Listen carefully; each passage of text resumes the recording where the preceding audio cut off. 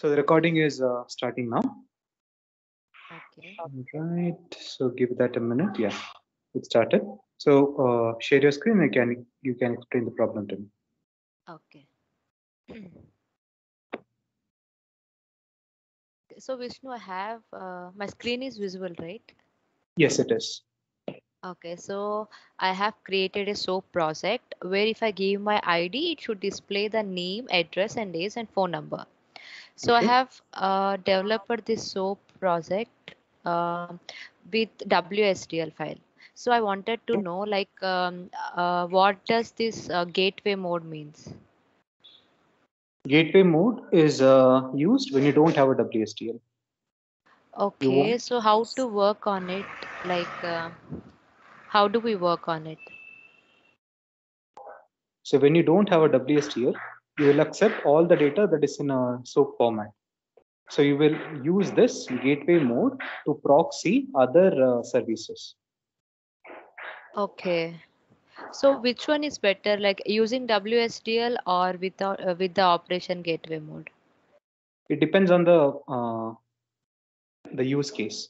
If you're working to implement a particular operation and not looking to proxy any other WSDL services, then I would suggest that you go for a WSDL option. So in most cases, in almost 90% of the cases, the developers will work in the by providing a WSDL.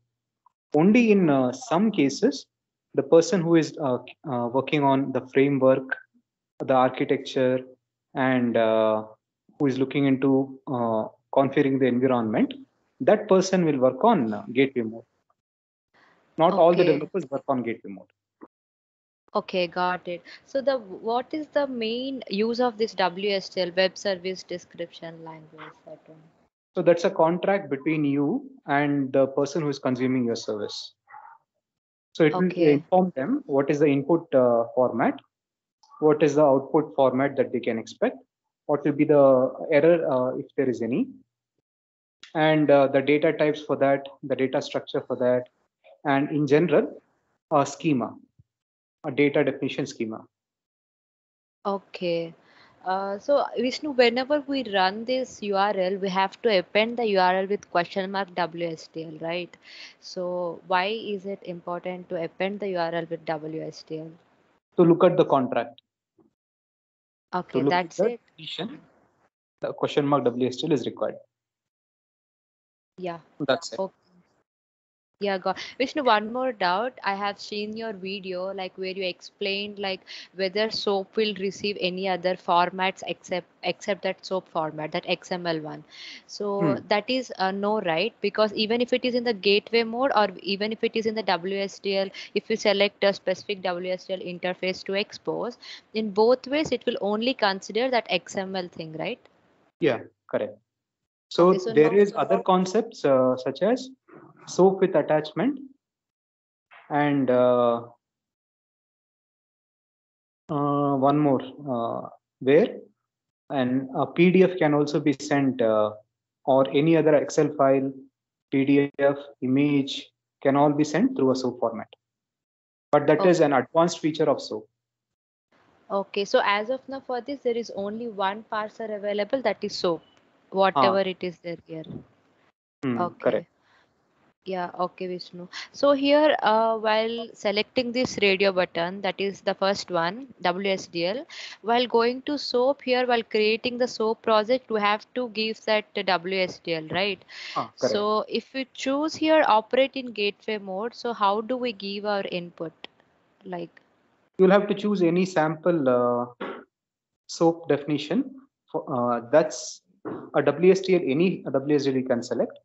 That will be used by the SOAP project, the SOAP UI tool. If you don't want to oh, use the SOAP UI tool, then that sample WSDL or some garbage WSDL is not required. You can directly use a Postman and interact with that SOAP service. okay, so in order to use this, we have to use either a Postman or else take any random WSDL file. Right. Okay, Okay, Vishnu. So one more thing, here in the HTTP transport, we have this option, right, Vishnu, like use HTTPS. So Correct. when I'm selecting this and when I'm running the URL, I have Hmm. included S here, but still if I'm doing that, it is saying your connection is not secure and it is not generating the page. Okay. What is the port number that you used?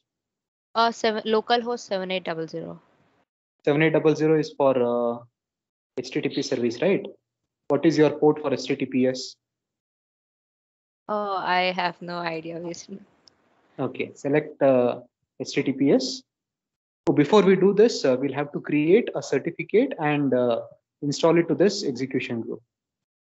Okay. Okay, So that process is a little lengthy. I think okay, I have created a video regarding that. Go to my channel okay, using Vishnu. browser.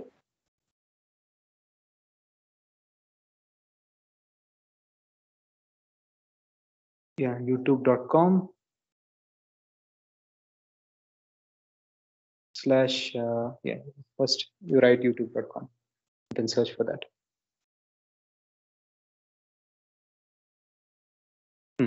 Select the first one. Yeah, it's loading, Vishnu.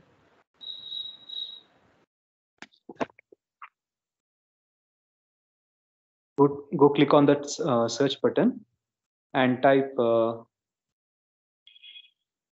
not that one, the one Okay, below. here. Yeah, yeah. Up, yeah. So search for HTTPS. HTTPS. Enter. IIB SSL certificate invoking a web service over HTTPS. This one?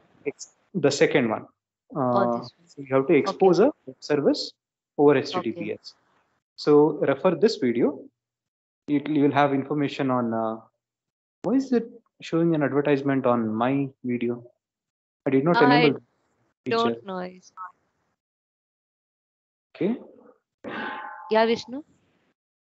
I never clicked on monetizing my channel. Why is it showing you ads? I Okay. All right. I'll look into that. Yeah, All okay, right. Vishnu. So refer this video, and you will get to know what options you have to perform, Yeah, what how you have to create the certificate, and how you okay, can deploy the web service. So play that video and and enable the mute button. Click okay. on the mute option and then run that video. Play that video. Yeah. Click on one, the number One? one. Yeah. Which one, Vishnu? Okay, forward the video. That's what I meant. Okay, okay. So there is a shortcut to forward the video by clicking on the number options.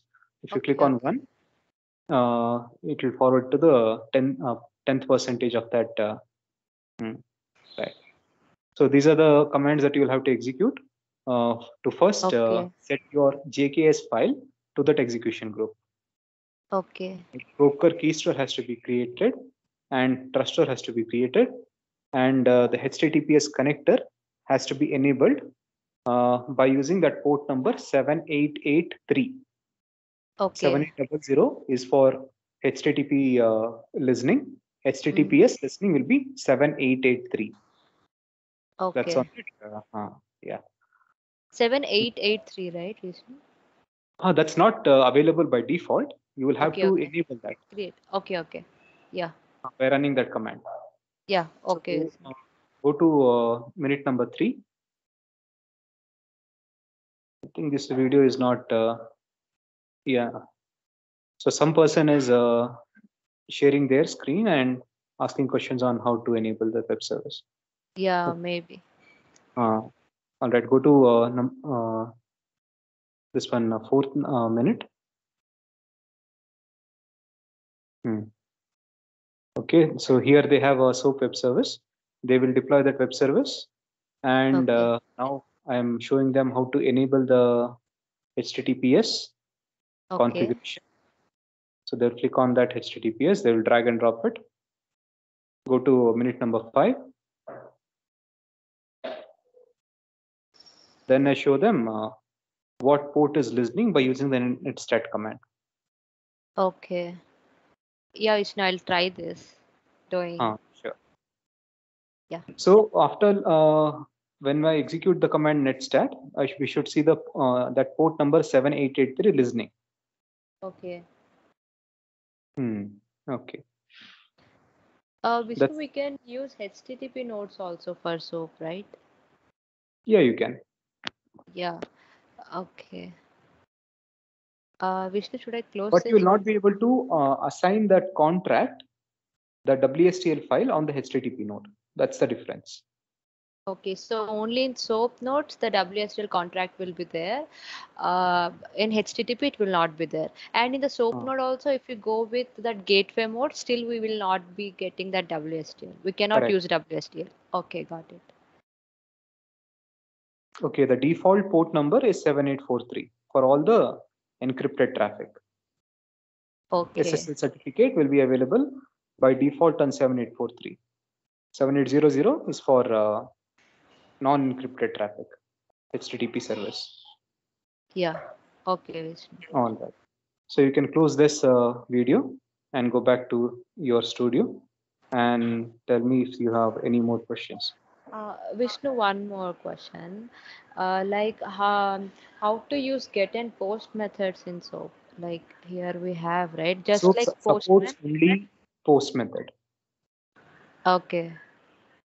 Yeah. Only REST service supports all the HTTP verbs, all the HTTP methods. A SOAP only supports post method. Okay. Yeah, okay. Vishnu, this what is this subflow? Like I have doubt in this subflow.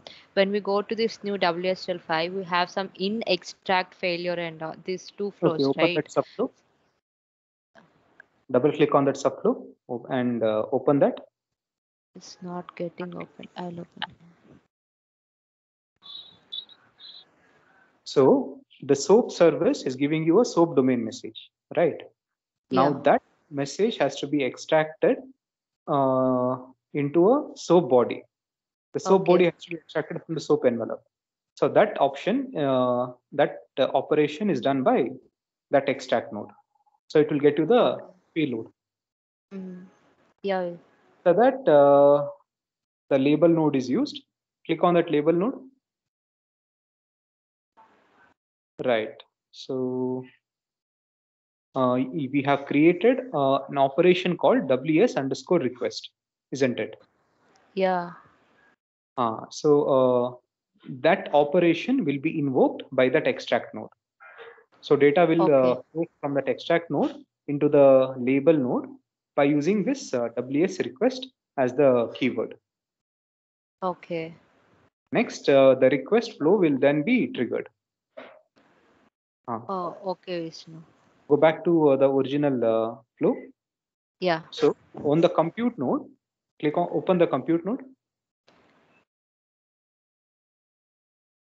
Here you're not providing output root SOAP envelope dot SOAP body dot response, isn't it? Yeah. You're directly providing output root dot xmlsc dot response. Yeah. Yeah. Yes. So that's the work done by extract node and the label node.